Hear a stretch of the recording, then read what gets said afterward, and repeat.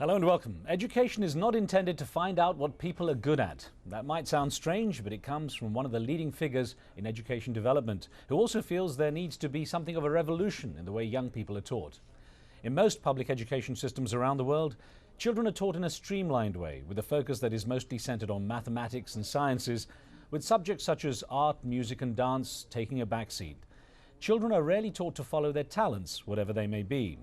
Critics worry that over the years, this method of learning has become institutionalized and carries over to the corporate world, where innovation may be targeted, but imagination is not embraced.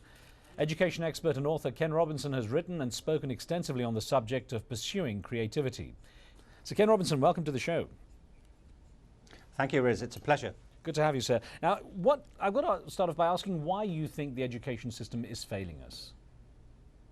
Well, I think the heart of it is that most education systems around the world were invented quite recently. They were mainly invented in the 19th century to meet the needs of industrialism. And in almost every way, they are modeled on the values, ideas, and interests of an industrial economy.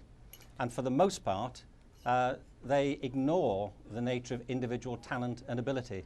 So it's those two things. I think they don't address individual talent as well as they should, and they're locked in an old model.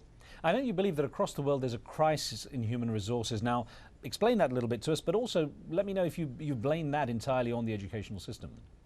Well, first, no, I don't blame it on the educational system totally. And I should say, I work a lot with education systems. I work with teachers, school systems. I'm a great admirer of educators. I've worked with them, and I am one, so I'm not going to attack my own profession. But the whole system, say, is modeled in an old idea of talent, an old idea of intelligence, and of economic need and purpose. And I don't therefore think that education systems deliberately suppress individual talent. It's not deliberate, but it is systematic. I've lost track of the numbers of people I've met, very brilliant people often, who went through the whole of their education and never discovered a thing they were good at.